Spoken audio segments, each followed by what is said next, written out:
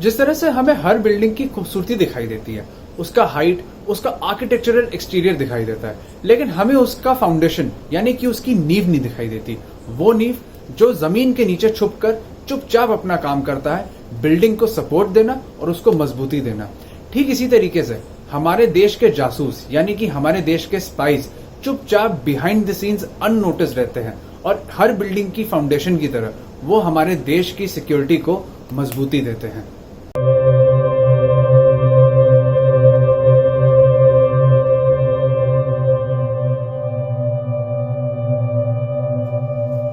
जैसा कि मैंने अपने YouTube शॉर्ट पे बोला था कि क्या superior fire power, military strength या हमारे जवानों की बहादुरी काफी होती है किसी भी जंग को जिताने के लिए?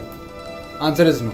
कोई भी जंग जीतने के लिए 3 चीजों की जरूरत पड़ती है: इंटेलिजेंस, इंटेलिजेंस, इंटेलिजेंस, यानी कि इंफॉर्मेशन आपके देश के दुश्मनों की, क्योंकि इंफॉर्मेशन किसी भी मिलिट्री ऑपरेशन का फाउंडेशन होता है, क्योंकि इसी इंफॉर्मेशन के बेसिस पे हर मिलिट्री ऑपरेशन को प्लान एंड एग्जीक्यूट किया जाता है ताकि हम अपने दुश्मनों पे जीत हासिल कर सके with little to zero casualties. और भारत में इस काम को पूरा करते हैं 2 इंटेलिजेंस एजेंसीज। इंटेलिजेंस ब्यूरो जो भारत के अंदर के थ्रेट्स को आइडेंटिफाई करता है, जैसे कि Simi, PFI, Naxals, Indian Mujahideen, जो एक तरीके से आस्तीन के सांपों की तरह इसी देश में रहकर कॉन्स्पिरेसीज प्लान करते हैं। और दूसरा है research and analysis wing, raw,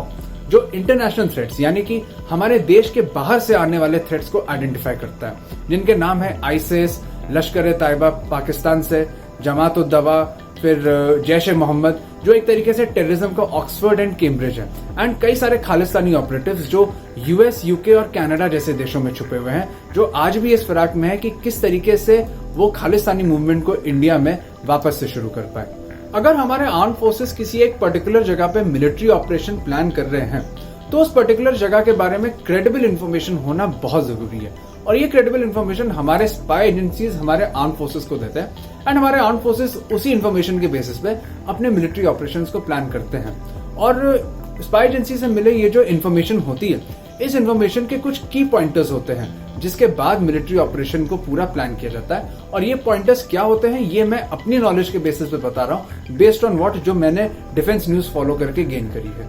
सबसे पहला एंड मोस्ट डेलिकेट पॉइंट होता है रिलायबिलिटी, जहां पर कंसर्न मिलिट्री ब्रांच ये वेरीफाई करता है कि स्पाई एजेंसी उन्हें जो इन्फॉर्मेशन दे रही है क्या वो इन्फॉर्मेशन सही है या गलत है, क्या जिन पे मिलिट्री ऑपरेशन होना है क्या वो टेररिस्ट है या वो इनोसेंट सिविलियंस है। क्योंकि अगर आपने किसी इनोसेंट सिविलियन को टेररिस्ट समझ के गोली मार दी, trust me it's a bad scenario, और ये आर्म फोर्सेस की रेपुटेशन के लिए बहुत ही घातक साबित होता है। इसका एक एग्जांपल है 4 दिसंबर 2021 नागालैंड शूटिंग, जहां पर 21 पैरा एसएफ की एक यूनिट ने एज पर इंटेलिजेंस एक ट्रक पे गोली चला दी थी जिसमें उनके अकॉर्डिंग नागा इंसर्जेंट्स ट्रैवल कर रहे थे, और शूटिंग के बाद उन्हें ये पता चला कि उस ट्रक में नागा इंसर्जेंट्स नहीं, माइन वर्कर्स ट्रैवल करके अपने घर वापस जा रहे थे। और इस डिजास्टर में 6 इनोसेंट सिविलियंस मारे गए थे, और इस एक डिजास्टर के लिए इंडियन आर्मी ने पुअर इंटेलिजेंस को दोषी ठहराया था।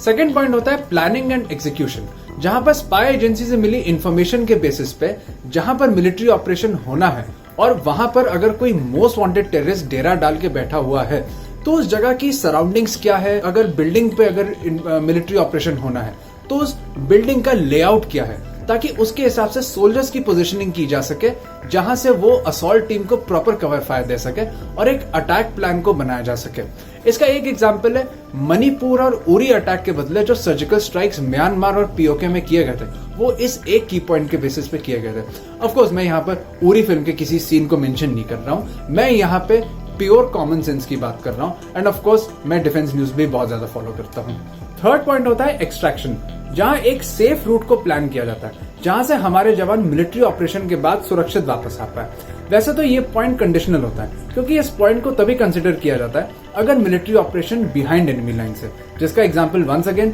म्यांमार वाला surgical strike and Uri surgical strike है। और फोर्थ पॉइंट हुआ डिफेंसिव ऑफेंस, जहां पर as per information from spy agencies अगर दुश्मन की सेना या टेररिस्ट किसी एक पर्टिकुलर जगह पे अटैक करने वाले हैं तो सबसे पहले हमारे आर्म फोर्सेस उस एक पर्टिकुलर जगह को सिक्योर करते हैं ताकि अटैकर्स उस जगह को कोई नुकसान न पहुंचा पाए, जो हुआ डिफेंस। इसके बाद वो एक अटैक स्ट्रैटेजी बनाते हैं ताकि वो अटैकर्स को न्यूट्रलाइज कर सके,